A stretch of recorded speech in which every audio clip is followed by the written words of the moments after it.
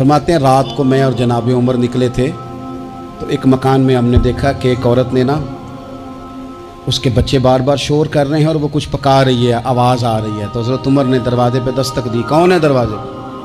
کہا میں ایک غلام ہوں۔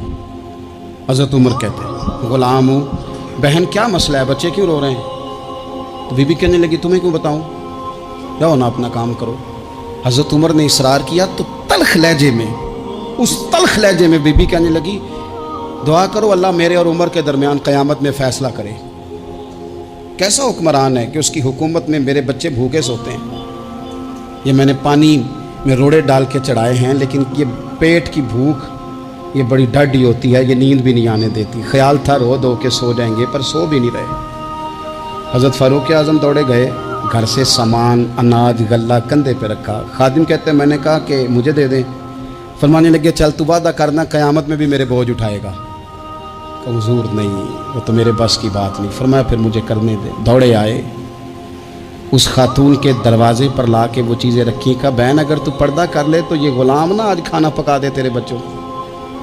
پھر وہ گھی چڑھا کے چینی ڈال کے کچھ سامان پکتا تھا وہ کھانا پکایا۔ غلام کہتے ہیں جب پھونکے مارتے تھے تو داڑھی سے دھواں نکلتا تھا، آگ جلاتے تھے دھواں نکلتا، پھر کھانا پکایا، پھر ان بچوں کو کھلایا۔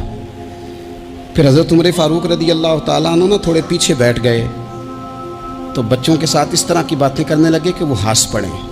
جناب اسلم کہتے ہیں بچے اس بیوہ کے ہنستے تھے، بچے ہنستے تھے اور عمر روتے تھے۔ جب وہ ہنستے تھے تو فاروق روتے تھے۔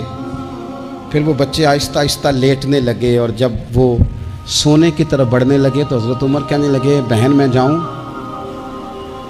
کہنے لگی رب تیرا بھلا کرے، میرا کلیجہ پھٹ جاتا اگر میرے بچوں کو آج شام بھی روٹی نہ ملتی۔ تو سیدنا فاروق اعظم رضی اللہ تعالیٰ عنہ کہنے لگے پھر تو میرے لیے دعا کرے گی؟ کہنے لگی میں دعا کرتی ہوں اللہ عمر کی جگہ تیرے جیسا کو نیک آدمی بٹھا دے۔ تو حضرت عمر کہنے لگے ایک چھوٹی سی گزارش بھی مان لو گی؟ کا کیا؟ فرمانے لگے کوئی یہ میری خدمت اگر پسند آئی ہے تو عمر کو معاف نہیں کر دیتی؟ غلطی ہو گئی، اسے پتہ نہیں تھا۔ اپنے منہ سے کہنے لگے سیاںا بھی نہیں، باشعور بھی نہیں، اسے چاہیے تھا خلافت کی ذمہ داریاں نہ لیتا۔ لیکن حضرت صدیق نے کہا تو وہ مان گیا، اگر تو قیامت میں اس کی شکایت لگائے گی تو بڑا کمزور پڑ جائے گا، اس کے لیے مشکل ہو جائے گا۔ تو کہنے لگی اچھا اگر تو اتنی سفارش کرتا ہے تو جا، میں نے عمر کو معاف کیا۔ حضرت فاروق اعظم نے چہرے سے کپڑا ہٹایا تو بی بی کہنے لگی اوہو آپ عمر ہیں؟